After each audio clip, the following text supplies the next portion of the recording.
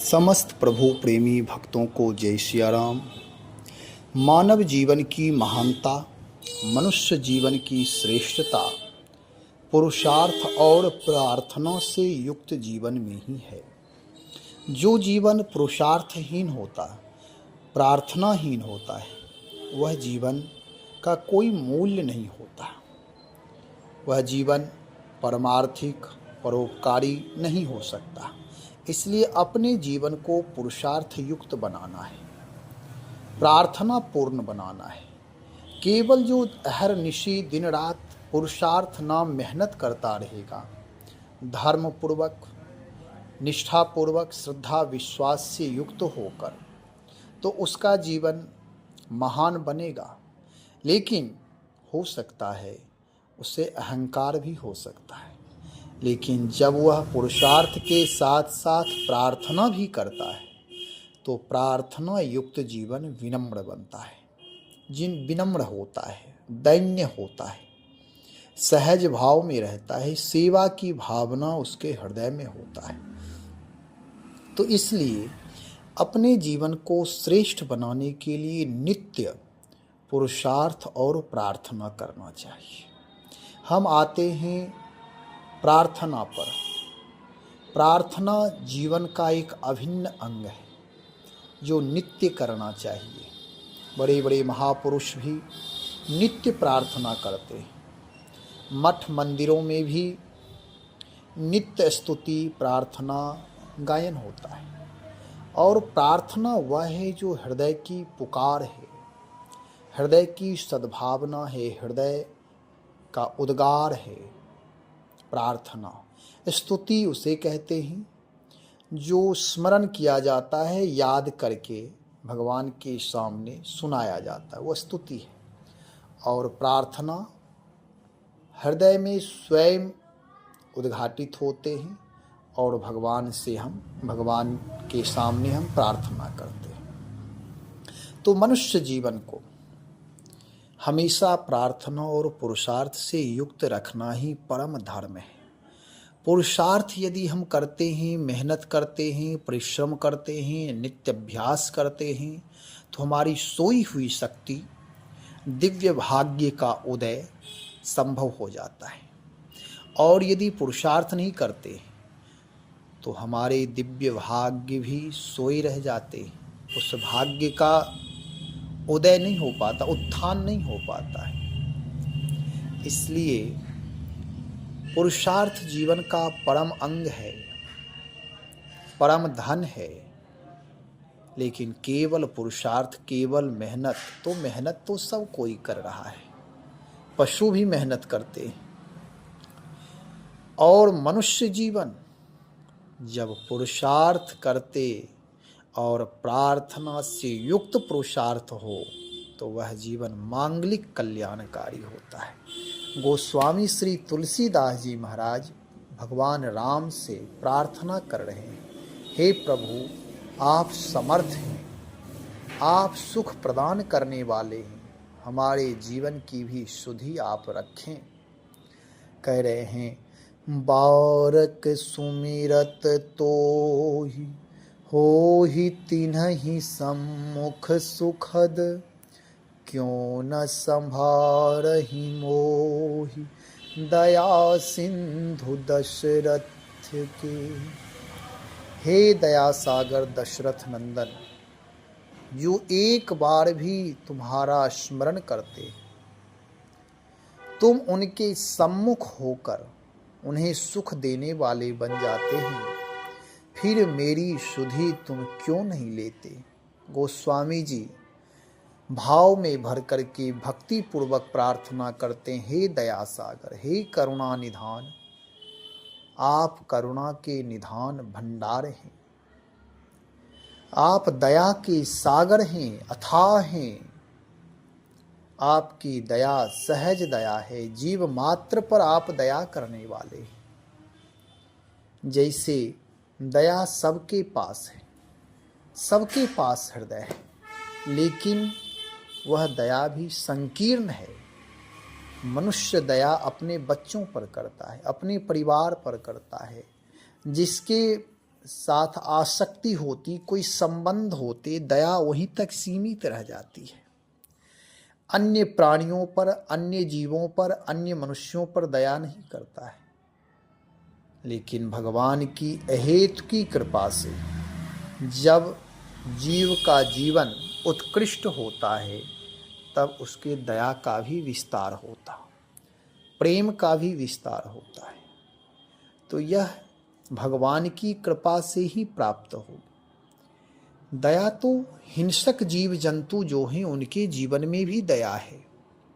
हिंसक जीव जंतु भी अपने बच्चों के ऊपर दया करते हैं।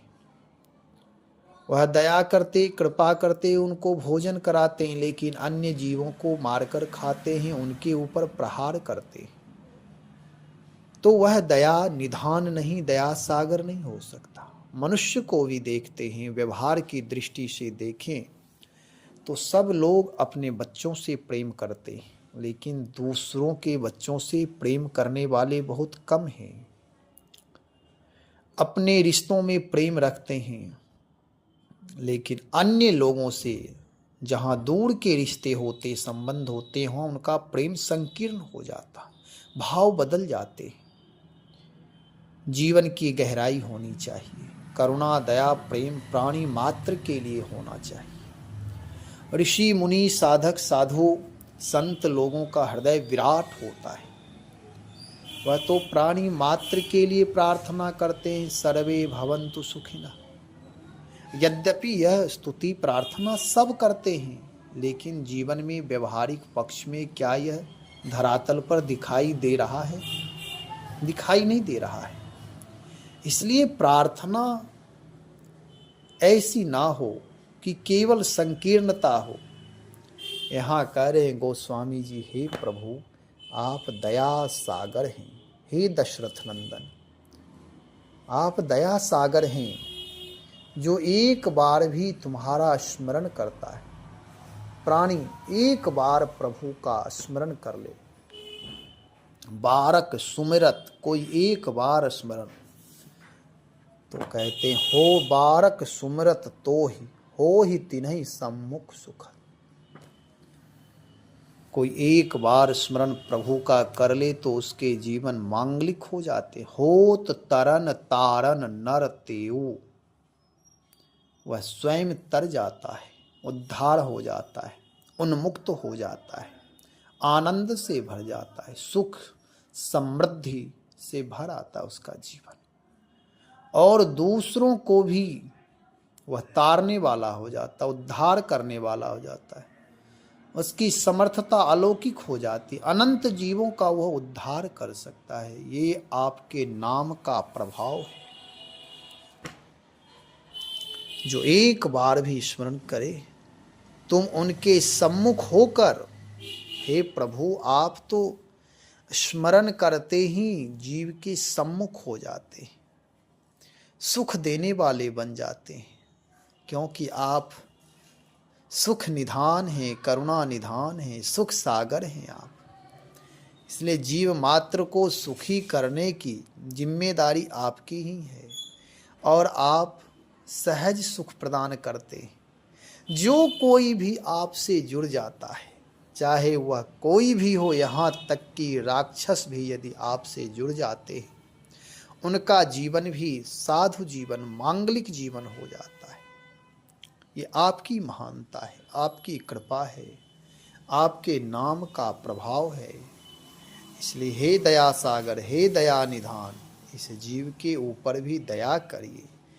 गोस्वामी जी कह रहे हैं, फिर मेरी सुधि तुम क्यों नहीं लेते?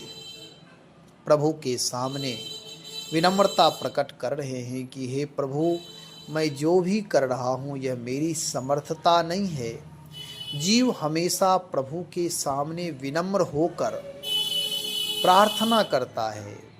प्रभु पूर्ण समर्थता प्रदान करते हैं, फिर भी जीव में अपनी लघुता ही दिखाई देती है, और अपनी लघुता ही मुझे अहंकार से दूर रखता है। यदि लघुता जीवन में ना दिखाई दे, पूर्णता केवल परमात्मा ही पूर्ण है, जीव हमेशा लघु है, अपूर्ण है। हम आप इसलिए आत्मा हैं और परम पिता परमात्मा है, परम तत्व हैं हुआ, हम आत्म तत्व हैं। भले ही अभेद दृष्टि से देखे तो अभिन्न तत्व हैं, फिर भी जीव अल्पज्ञ है, प्रभु सर्वज्ञ है। हम आप असमर्थ हैं, प्रभु सर्व समर्थ हैं। इसलिए गोस्वामी जी कहते हैं, फिर मेरी सुधि तुम क्यों नहीं लेते। नित्य प्रार्थना करनी चाहिए।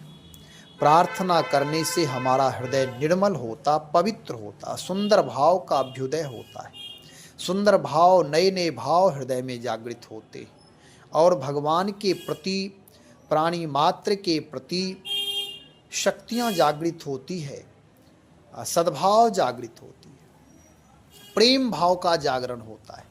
और जब प्रार्थना करते हैं तो हमारा हृदय निर्मल होता है, दोष दर्शन की दृष्टि समाप्त हो जाती है, सद्गुण दर्शन होता है, हर जगह प्रभु का दर्शन होता है, विराट तत्व का बोध होता है कि परमात्मा की शक्ति अथाह है, हमारे आपके जीवन में अथाह शक्तियाँ हैं। तो इस तरह से प्रार्थना नित्य करना चाहिए, साथ साथ पुरुषार्थ भी करें। पुरुषार्थी को भी प्रार्थना, हनुमान जी महाराज परम पुरुषार्थी थे। राम काज कीन्हे बिनु मोहि कहाँ विश्राम, कहते हैं कि राम काज के बिना मेरा जीवन व्यर्थ है, विश्राम नहीं है। सतत राम काज में, श्वास श्वास राम काज में समर्पित किए हुए, लेकिन बैठ करके भगवान नाम का संकीर्तन भी करते। और जब प्रभु कहते हैं कि हनुमान आपने बहुत बड़ा कार्य किया है, मैं आपका ऋणी हूँ, हनुमान जी कहते प्रभु की कृपा भयों सब काजू, जन्म हमार सुफल भा आजू। हे प्रभु, ये आपकी कृपा से हुआ है। मैं जीव हूँ, मैं माया के अधीन हूँ, मैं लघु हूँ, मैं बहुत छोटा हूँ, मेरे जीवन में नाना प्रकार के दोष अपराध बनते रहते हैं, तो मैं इतना विराट राम काज कैसे कर सकता था। लेकिन मैं प्रकृति के अंदर हूँ, प्रकृति गुण दोष युक्त है, यह आपकी कृपा है। आप प्रकृति पुरुष हैं, आप प्रकृति से परे हैं, और आपकी समर्थता, आपकी कृपा से ही हमारे जीवन में यह सेवा करने का अवसर प्राप्त हुआ। प्रभु की कृपा भयों सब काज, ये सारे कार्य आपकी कृपा से हो गए। जन्म हमार सुफल हुआ, मेरा जन्म सार्थक हो गया, सिद्ध हो गया। इसलिए अपने जीवन को हम आप सब भक्ति युक्त बनाए, भगवान नाम का जप अधिक से अधिक करें। प्रभु की कृपा यदि चाहिए तो भगवान नाम का जप अवश्य करें। अपने जीवन को सेवा और सुमिरन से जोड़ करके रखें। यदि सेवा का मतलब केवल इतना ही नहीं होता है कि अपने घर में झाड़ू पोछा, अपने घर तक सीमित रह गए, केवल इतना ही सेवा नहीं है। प्राणी मात्र की सेवा, मंगला शासन कर सकते हैं, प्राणी मात्र से हम प्रेम कर सकते हैं। भले एक एक व्यक्ति से मिलना असंभव है, एक एक व्यक्ति को खुश करना असंभव है, लेकिन अपने जीवन को विस्तार हम भाव प्रदान कर सकते हैं, विराट बना सकते हैं, सबसे हम प्रेम से वार्ता कर सकते हैं। अपने पराये का बोध जो हमें एक से प्रेम और एक से द्वेष कराता, इस भाव को हम समाप्त कर सकते हैं। ये मेरे अपने हैं, जहाँ और कोई दूसरा है, दूसरी वृत्ति जो है कि यह दूसरा है, इस भाव से हमारी संकीर्णता झलकती है। तो इस भाव का समन कर सकते हैं भगवत भजन से। सब अपने हैं, पराया कोई नहीं है, सब में हमारे ईश्वर ही वास करते हैं, सब में प्राण तत्व ईश्वर ही है। ईश्वर के बिना यह जीवन व्यर्थ है, नीरस है। इस तरह का भाव होना चाहिए। अपने जीवन को विराट स्थान दे, दिव्य भाव से जोड़े, परम विराट जीवन, परम सौंदर्यपूर्ण जीवन हो, मांगलिक जीवन हो। तो हमारा आपका जीवन मांगलिक हो, कल्याणकारी हो, परोपकारी हो, दिव्य हो, सुंदर हो, सहज हो, अहंकार रहित हो। किसी भी कार्य को करने के लिए तत्परता होनी चाहिए, पुरुषार्थ होना चाहिए, स्वाभिमान होना चाहिए, लेकिन अहंकार नहीं होना चाहिए। अहंकार होने से जीवन पतन की ओर जाता है, फिर उसे कोई नहीं बचा सकता, कोई नहीं बचा सकता। वह जीवन कहते न गर्त की ओर, पतन की ओर, मिट्टी में मिल जाता है। इसलिए अपने जीवन को हमेशा उत्कृष्ट बनाने की कोशिश करें, महान बनाने, सबसे प्रेम से वार्ता करें, प्रेम से व्यवहार करें, सबको अपनापन दें। हित अनहित पशु पक्षी जाना। हित क्या है? हितैषी मेरा कौन है और मेरा अहितैषी कौन है, मेरा द्रोही कौन है। यह भाव तो पशु पक्षी भी प्रेम और बैर के शब्द समझते हैं, भाव समझते हैं,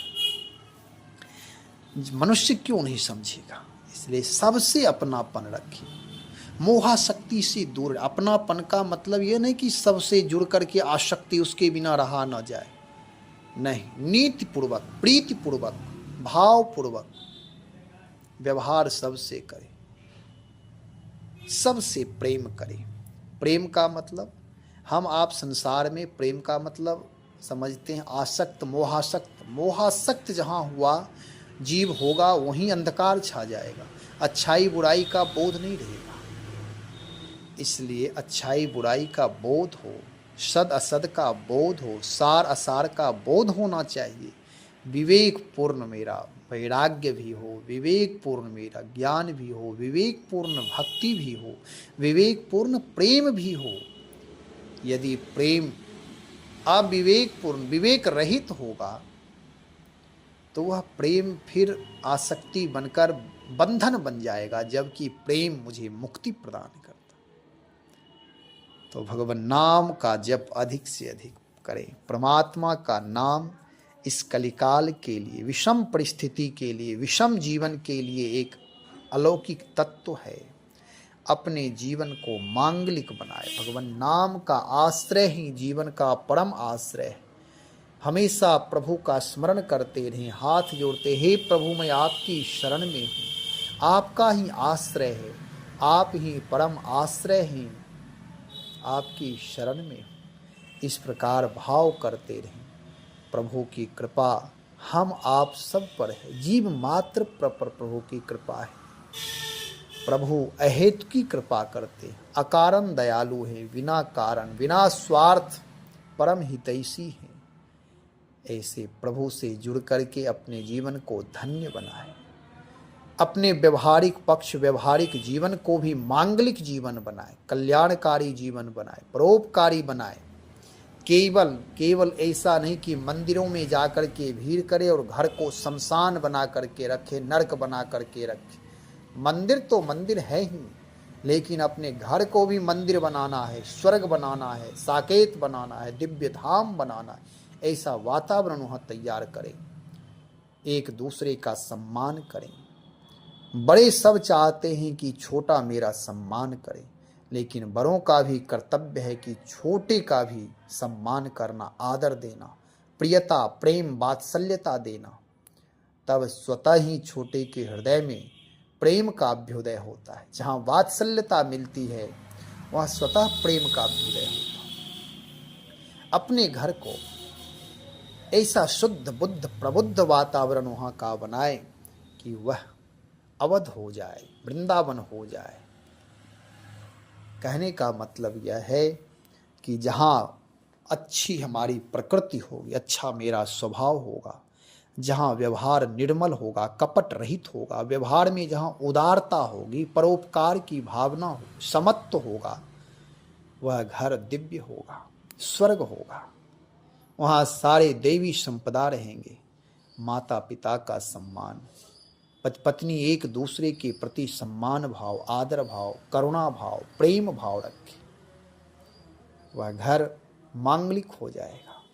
इसलिए ज्ञान भी हो, भक्ति भी हो, वैराग्य भी हो। वैराग्य का मतलब केवल इतना नहीं कि घर छोड़ करके भाग जाना ही वैराग्य का अर्थ होता है। जैसे लोग समझ लिए हैं अविवाहित सब लोग ब्रह्मचारी होते हैं, यह सब संकीर्ण अर्थ है। वैराग्य मतलब होता अनासक्त भाव से घर में। अनासक्त भाव मतलब बुरी आदतों से दूर रहे, किसी भी प्रकार की आदत मुझे बांध ना ले।